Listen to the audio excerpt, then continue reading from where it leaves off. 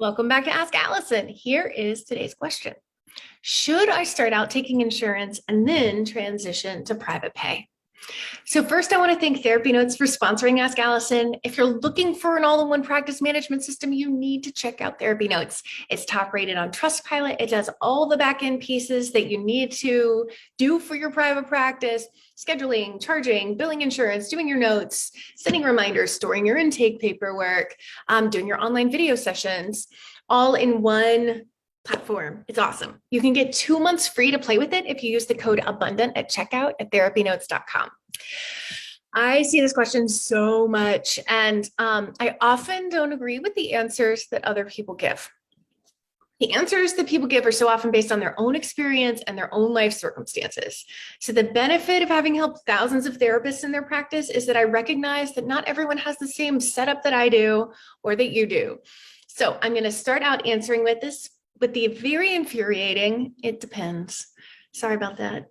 I don't ever want taking insurance to be a fear-based decision. So you can have what you want. We talk about this all the time, but sometimes it's a reality-based decision for the short term. And here is why.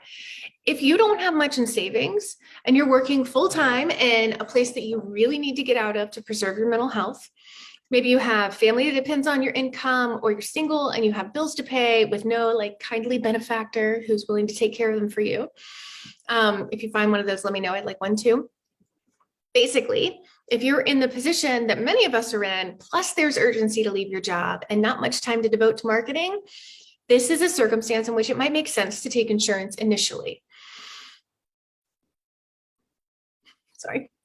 If your goal is to not take insurance, know that you will pay the piper. So you're going to be paid less. You're going to have a conversation with your clients later when you transition, when you tell them that you're not taking insurance anymore. That's a really stressful conversation for therapists to have with every single client. It causes therapists so much anxiety. It almost always goes better than people expect, but people often will put that off, sometimes for years, because they're so worried about having that conversation. If you take this path, know that you've probably got 3 more months in your job while you wait to be approved for insurance. I would recommend just doing that paperwork today if you're considering taking insurance at all. It's okay if you're on the fence. If you change your mind in 2 or 3 months, or longer for some, when they send you a contract to sign, you don't have to sign it. So know that you can kind of do the paperwork now and decide later. If you take one of those factors out, maybe you aren't totally reliant on your salary, or you have 3 to 6 months of savings, or maybe most impactful, you don't have true urgency about leaving your job, you can do both at once, then I want you to really consider starting the practice you want now without insurance. You have the time to build slower, which is going to happen in the vast majority of private pay practices. Depending on where you live, sometimes those insurance payments are 30 to 50% of your full fee. I'm looking at you, Southern California. And in that case, you need 2 to 3 insurance clients for every 1 private pay client. So you can become profitable in the same amount of time in a lot of cases doing a private pay practice as a faster build in an insurance practice. Now, not every area has that disparity, so definitely find out how much insurance pays in your zip code before you make that determination.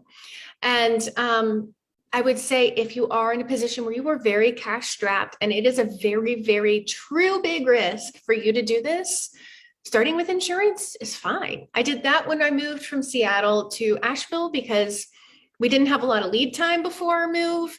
So I wasn't feeling super confident in my ability to build up what I needed to build up quickly. And I don't regret it. I got off insurance when I could get off insurance. It was fine. Today's free worksheet helps you sort through whether you should take insurance. I don't have a dog in this fight. It's meant to open your eyes to all possibilities, to explore your own values and ethics around insurance versus private pay.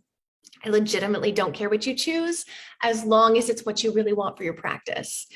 If you want help for any stage of practice building, check out how we can help you at abundancepracticebuilding.com/work with us.